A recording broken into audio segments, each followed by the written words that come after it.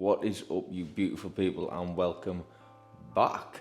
Don't forget to drop this video a like, hit that subscribe button so you don't miss any future ones, and comment anything you'd like to see. But this video is essentially about me making the big boy decision. I'm not sitting on the fence anymore with going into a bulk, but we're not going to call it a bulk, we're going to call it a muscle gaining phase, because that's what it is. It's to gain muscle, not to get bulky. It's to pack on as much tissue as you can in that period of time with as little as little fat as possible. Them are the words I'm looking for. Them are the words that were in my head but didn't want to come out my mouth. But what I'm doing right now is just my standard morning. Every morning when I wake up, I will have some form of creatine, using basic at the moment, and the hydration powder, which I use Hydroflow from Contier Sports, and both of them are almost empty. So it's a good job I'm prepared and got some more in the cupboard as well. There's only one mug left in there. I could do this all day. So, bulk gaining phase, muscle gaining phase. Plan, because I've sat around 165 to 167. I'm going to put a beautiful graph here on the screen that I'm going to edit in, and if I can't edit it in, I'm just going to look like a dickhead, so hopefully it's there. Between 165 and 167 consistently for the last 3 months. In that period of time I haven't been on lockdown or anything like that. I've been out in London on the piss, having drinks. I've travelled up north to see the old man for his birthday. Again, out for food, cakes, drinks. I've been to fucking New York. I've also had a spontaneous trip to Paris, again, on the lash, and some drinks and some food even. But, oh, one second, there's the old tablatos. Fucking hell.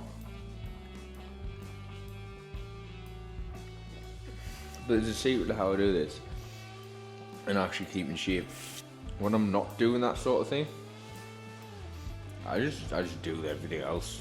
The basic simple basics all correctly. I eat within me calorie goals, foods I enjoy, mix it up now and then, as long as within me calorie, protein, fat and carbohydrate goals.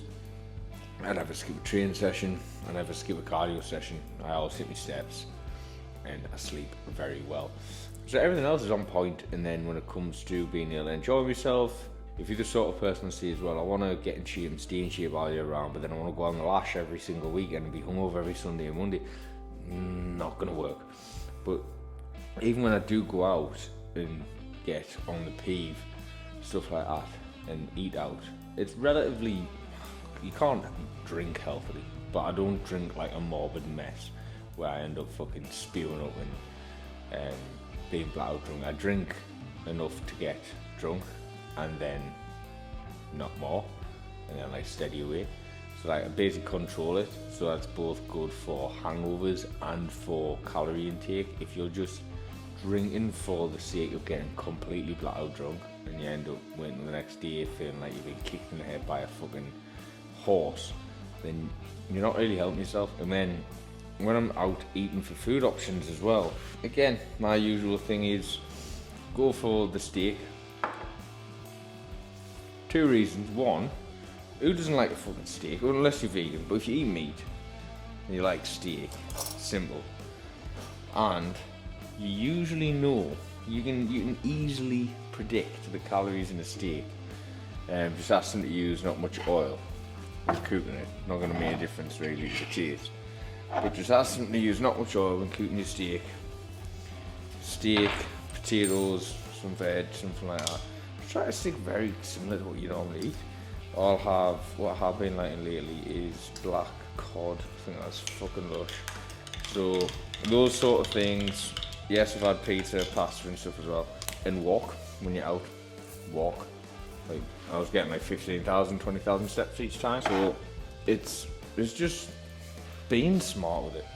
However, that's not what this video is about. This video is about bulking. So I'm going to toss on the screen my current check-in photos and my baseline physique where we're working from.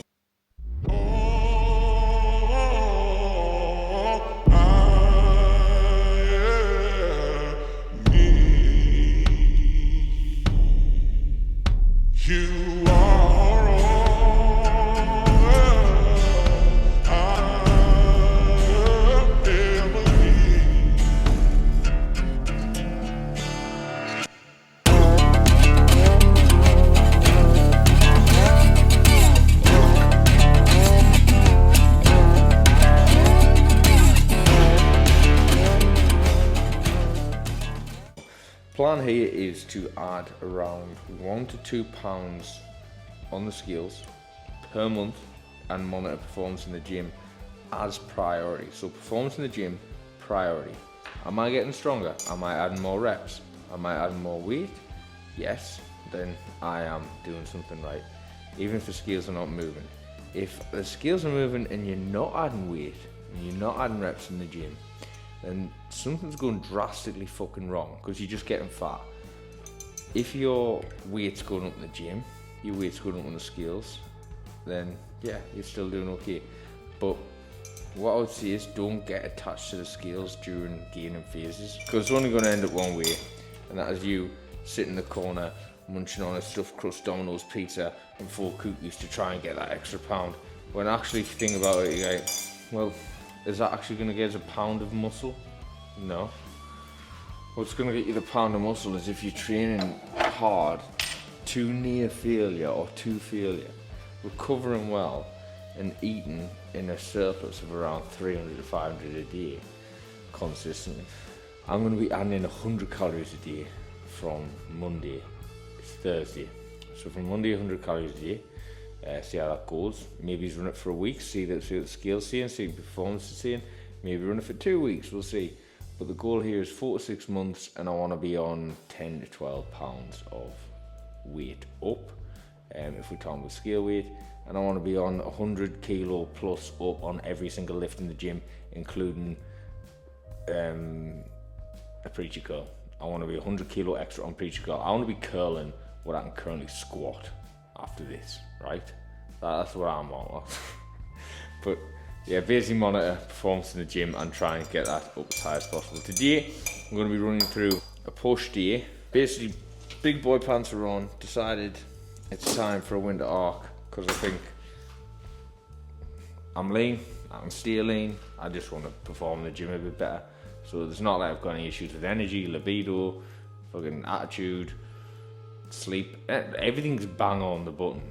With it, like I could stay like this literally 365 days a year, and we will be staying like this next year when we get that bit extra muscle that we want on.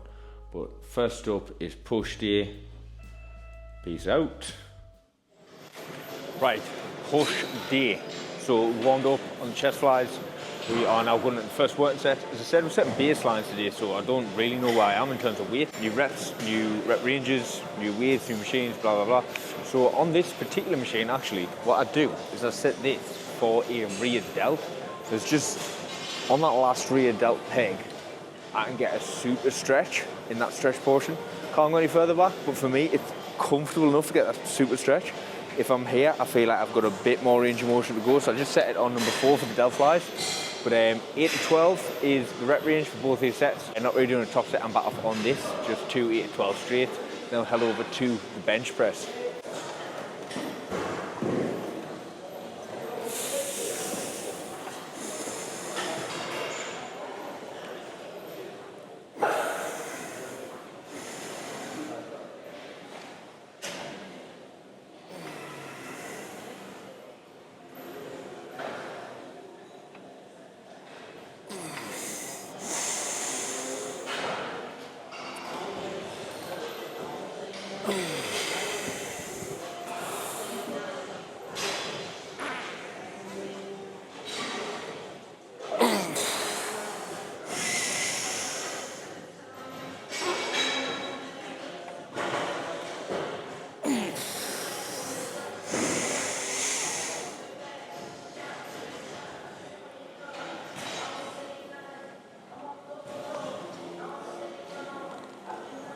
So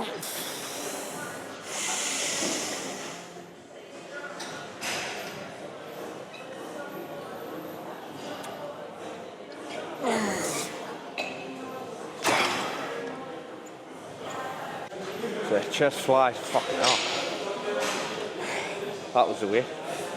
Chest flies, machine chest flies. Chest up high.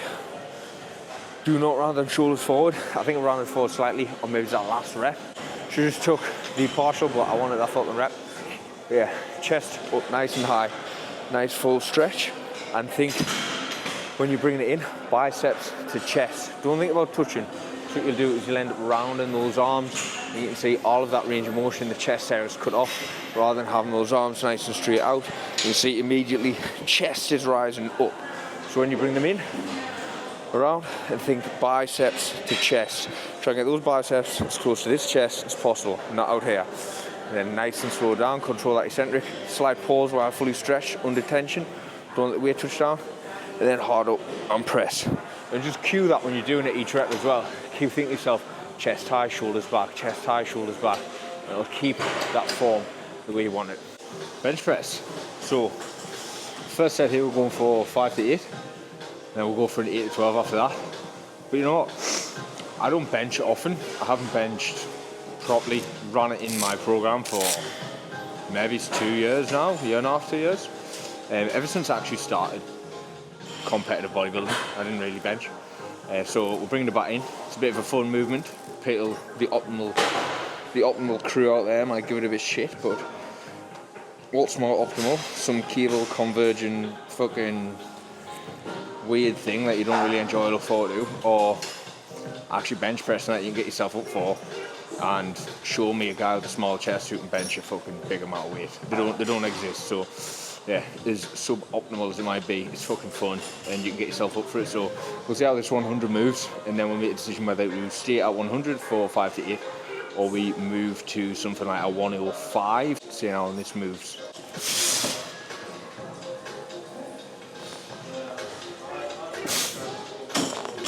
Yeah, I think we're going to go 105. See what we can get with it. See if we can get in the rep range.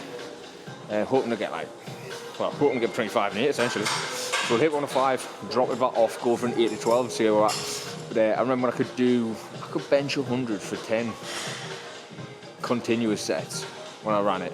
So the aim is to get back to that essentially, that sort of strength. But it just goes to show, even though you might have grew muscle, once you drop a movement out and that sort of pattern of that movement's dropped and you're not used to doing it anymore, the strength is obviously going to drop alongside it, unless obviously you've got ridiculously strong under the movements such as dumbbell press.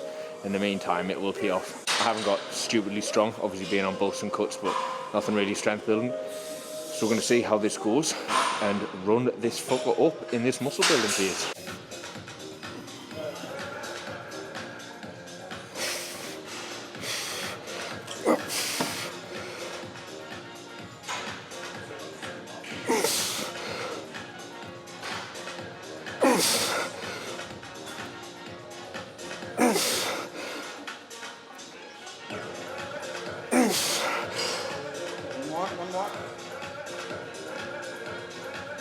One more. Go. No! Okay. No! Fuck! Nice. Cheers, mate. Thank you. Well, I guess this baseline fucking set. Baseline is set. You know what? Just a quick watch back. Right. Few places that improve on. Slightly more control coming down, especially in them later reps. But obviously, once you're in that set, that weight's on you. You're setting baselines, you just gotta fucking push through it at the end of the day. But that's definitely one thing I'll be concentrating on, is that control on the way down. That 5th rep is certainly there next time in with 105. And I do expect this to build quick due to extra calories in, as well as actually getting that movement pattern back and that sort of stabilization in the bench press, get back in the groove of it essentially. So after a couple of weeks of benching, I do expect that to be hitting the top rep range. So keep myself accountable, putting that one out there. But I do expect 105 for 8 this month. Was it November? It's early November, so I do expect the 8 this month. Then we'll push on to a 110 after that and build it up. But not too disappointed in that. I haven't benched in a good while, as I said, and it was nice to feel that weight back on us. Next up is an incline machine press. This one. Yeah, mate, go for it. Yeah, of course. Sweet. No worries. No, Sama. Once again, we're hitting 5 to 8 reps, and then about 8 to 12. Keeping this split very, very simple. No mad rep ranges where we're going from one exercise to another, changing rep ranges all the time. Very simple 5 to 8, 8 to 12s for back offs, and then in some isolation exercises, maybe pushing up to the 10 to 14s. Just because I think an isolation exercise is where you are only hitting or only trying to hit and isolate that one muscle. It's a bit safer to do higher reps, low weight. For example, on a preacher curl, if you're doing a single arm preacher curl, you absolutely stack it. You are certainly run the risk of, at the bottom end there, or higher risk of that tendon not playing ball at that lower end. While if you are losing a low weight to fatigue the muscle in that high rep range, growth is going to be very similar, a lot safer to do, and you can concentrate on the form a lot better as well. While with compound movements like this, you've got more muscle groups getting involved, and you really send it. So that's what we're going to be doing in them 5 to 8s and 8 to 12s. So first set up, we got 90 including the bar. I don't know what this is actually at with the bar. Essentially we've got a 20 and a 15 per side, so we'll see what we get here.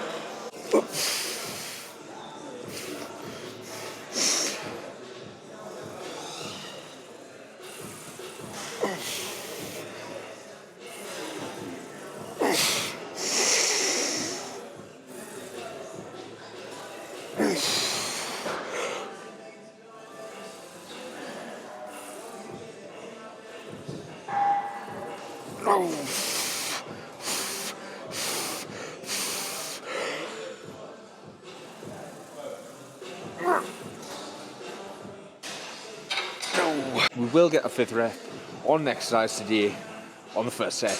We'll not just keep bailing at 4, do my head in that, but next push one day, I'm fucking certain we will pick up those 5th reps. Beautiful thing about a Smith machine, bars are going to end up on your fucking neck. So if by yourself, maybe set up the Smith machine. If you can get a spot, get on the press. There, the 3 bar barbell press. So everything's going fucking perfectly. Got every machine I wanted, not having to wait for anything. And now we've hit a bump in the road. No cables. There is 7 or 8 cable sets in this gym, and every single one of them are taken. So we can't do our decline chest flies to finish chest off yet, as I don't like waiting around and I'm videoing, so I think it'd be pretty rude to ask to work in with someone when I'm videoing. I know if I was training, well, I wouldn't mind it, but I know the average person who comes to the gym to get the work done doesn't want a camera shoved in the face during the set of someone who isn't patient enough to wait. So we're going to jump into shoulder press now, and then we'll be jumping on a cable fly if we can find one available. If we can't, we'll be doing decline dumbbell flies, and then finishing off with lateral raises for the old side delt. Get that cap that everybody wants. If you can see it there, I think I can see it. Hopefully you can see it. And then we are into triceps, and then some cardio. A little bit of cardio. We'll not mention that. But just the thing in cardio for my muscle gaining phase. We've got to stop saying bulk. For the muscle gaining phase, we're not dropping cardio. We're not dropping cardio one bit. We're keeping cardio in.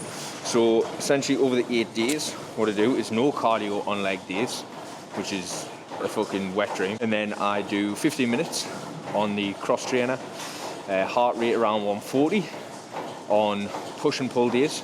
And then on rest days, I also do an active rest day, so abs and cardio. And I do 25 minutes of cardio on an active rest day along with abs. And then that basically brings up the cardio overall to, by my calculations, 110 minutes over those 8 days. And that's where I want it. 110 minutes. Keep it there. If we need to change it, we will, but I have no plans. I'd rather change the food than the cardio, just because from a muscle gaining perspective and fitness perspective, it's better to keep cardio in. If you're fitter, you can lift more weight. If you're fitter, you're healthier. And if your cardiovascular system is better, you can recover better. So if you're one of these people who drop cardio out during gaining phases or bulks or winter arcs, it comes down to it, you're just a lazy cunt. There's no real reason to drop cardio out unless you've completely topped your food out, can't get any more in, you feel like you're going to be sick and you need to drop your output. But let's get into this shoulder press, top set, 5, 5, 5.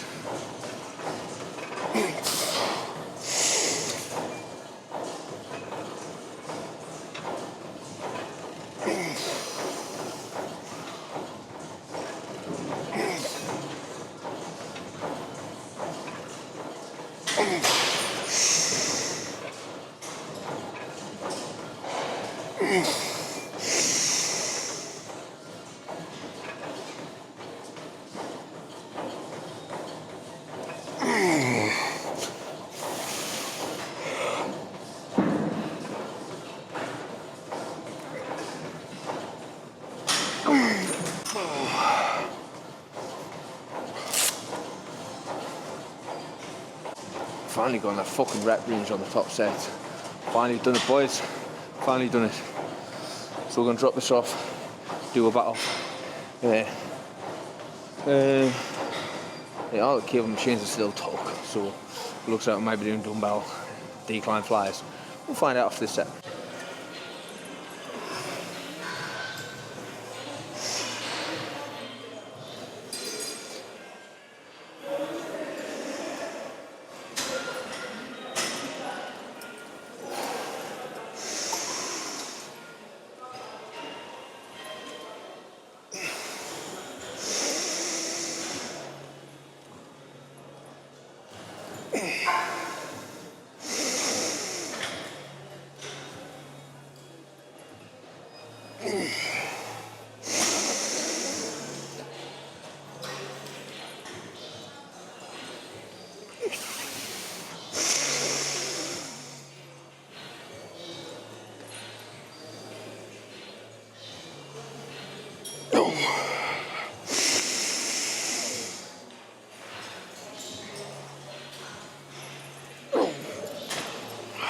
So we managed to get some cables. Got the job done on chest flies.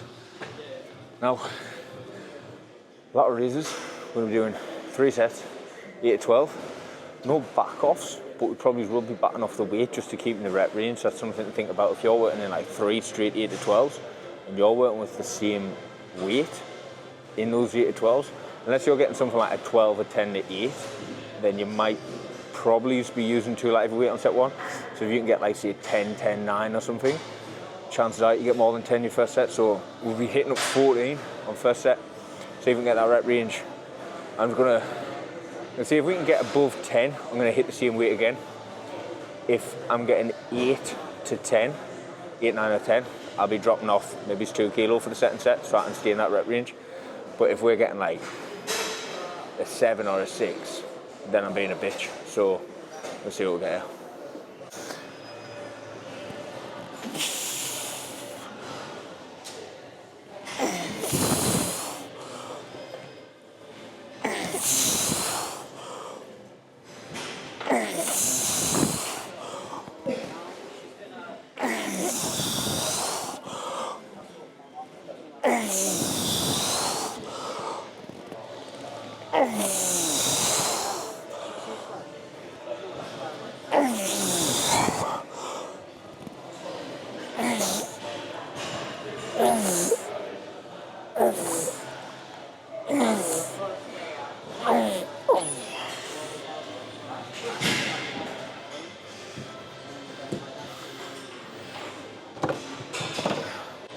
The exact thing that happened, I didn't want to happened.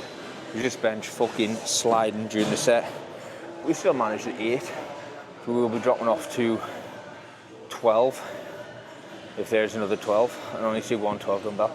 We'll drop off to 12, then most likely down to 10, but cause I feel like I could probably control them a bit more, and then we'll be into triceps and wrap this push session up.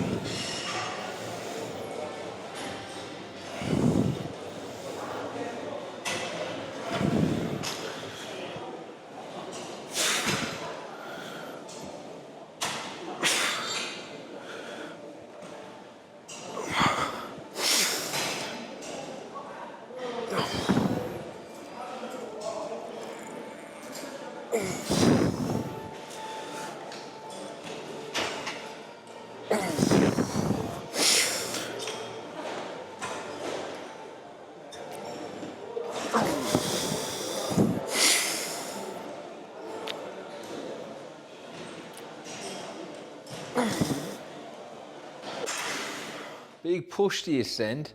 So what I'm going to do now is run through my current intakes and what we're going to be moving to in the new week for this.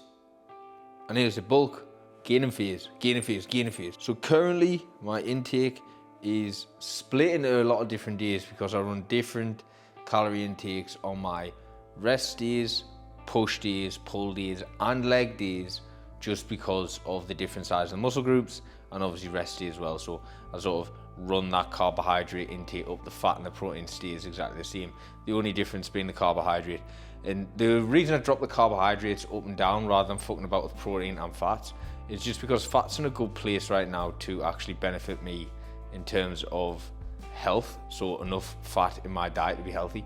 Any more than that is extra calories that I would rather have from carbohydrates, and I'll explain why. Protein, again, is enough, more than enough, to stimulate the muscle growth that I need. Just put my feet up here. Oh. So I don't really need to fuck about with that either. And on rest days, again, you're recovering, so you need that protein in for muscle growth. Carbohydrates, on the other hand, in your diet, the primary use for carbohydrates is energy. So I need to think about with it, energy. So I drop it down on rest days as I don't need as much energy. I push it up high on leg days. It's the day I need the most energy to get the performance on in the gym. Slightly lower on pull days. Again, back is a very big muscle group, and I toss in some big movements, stuff like bent over rows, rack pulls, obviously mid back rows, stuff like that. It's accumulating a lot of muscle groups to move the weight and requires a lot of energy to do so. And then on push days, obviously the groups are slightly smaller, the likes of chest and shoulders, so I drop it down slightly more again. And then obviously rest days being the lowest. So I've said all that. Every day is 220 grams of protein and 45 grams of fat. The 220 grams of protein is so high because then I am roughly getting around 1 gram of protein per lean pound body mass, minus the trace protein out of my diet. So anything from like rice and oats and pasta and potato, those sort of proteins.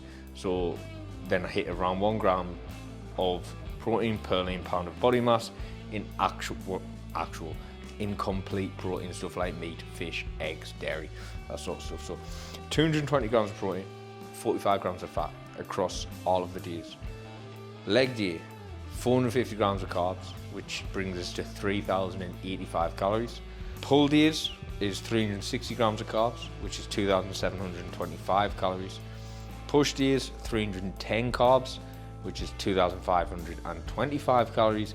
And rest days, 240 grams of carbs, which is 2,245 calories. As I said, I'll be pushing up 100 calories every single day from next week, from Monday, in this initial push-up phase. In terms of meals that I eat as well, I like to eat often and not big. So I'm not a fan of like a 1,000 calorie breakfast, a 1,000 calorie midday meal, and a 1,000 calorie evening meal to hit me 3,000 calories. I'd prefer to eat like 8 400 calorie meals or like 6 500 calorie meals. I just feel like I digest it better that way. I think if I just toss a fuckload of food in, I feel a bit full, a bit bleh for like quite a little while. I know some people do like to eat like that, and again, it just comes down to your personal preference. If you would rather have a massive breakfast and be like, right, I'm not eating till lunch because of X, Y, or Z, I like to eat better like that. I feel fuller like that. I feel like I've got too much shit going on to eat another meal until lunch, it works for you. But this works for me. I have around a 400 calorie breakfast, 350, 400 calories, and then I'll have another little snack at like 9, and then something else at like 10:30, then 12, then like 3, then 5, and you can watch me full day of leg eating.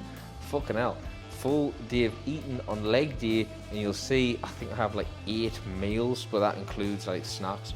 So yeah, that's how I do it. But signing off. So let the gains begin from Monday. Subscribe, like, comment below if you've got any tips around gaining, anything that you'd like to know as well, so I can get in the next video, and catch you later.